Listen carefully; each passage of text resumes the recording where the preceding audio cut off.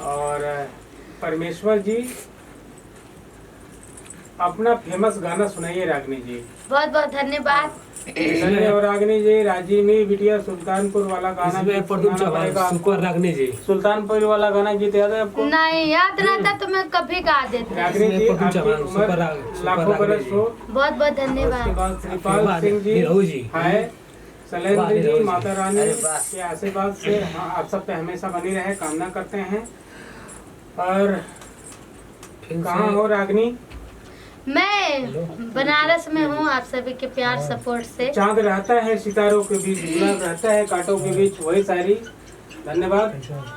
और रागिनी दीदी बहुत बिटिया की जय हो, निरहुआ भैया की जय हो, जय हो। रागिनी जी तरकुलहा में माँ का सॉन्ग गाओ, ठीक टारगेट किंग बोल रहे हैं।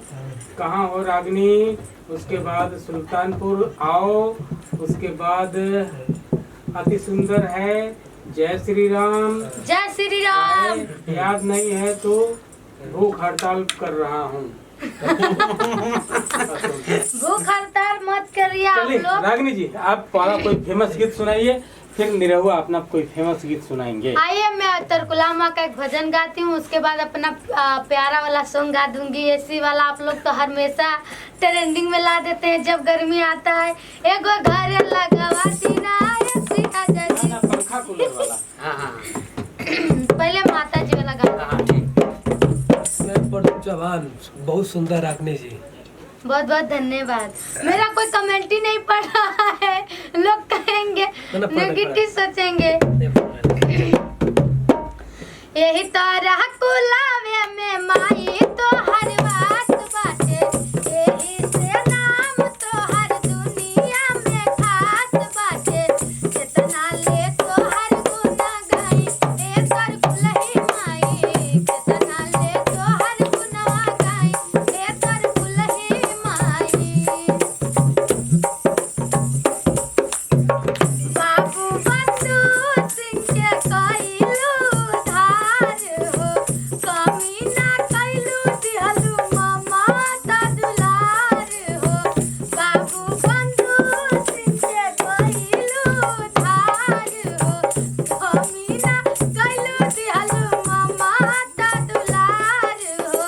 तोहरा के कैसे मानाई एकर कुलही माई, तोहरा के कैसे मानाई एकर कुलही माई।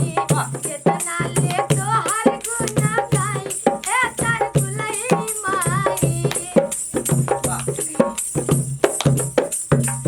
असही कृपा देवा कर शर्मा बनवले रहिहा, सेवा में भगतन के अपने लगवले रहिहा। असही कृपा देवा कर शर्मा बनवले रहिहा, सेवा में भगतन के अपने लगवले रहिहा। करी रागिनिया सेवा काई एकर कुलही माई, कितना ले तोहर गुना गाई एकर कुलही माई, कितना ले तोहर गुनवा गाई एकर कुलही माई। जय हो करकुलही माई की। लगा था घायल चाचा कहाँ गए तरकुलही माई का? अरे हमें डर लाग गया था भगवान। इतना आसान नहीं बात, तरकुलही माई बहुत बड़ी शक्ति है, ठीक है।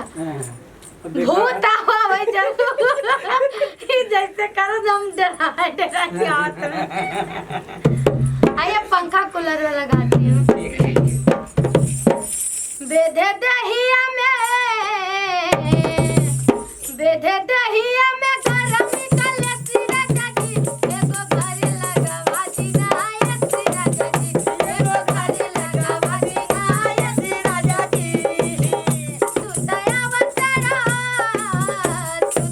वतरा मार के दसिरा जाजी, एगो घर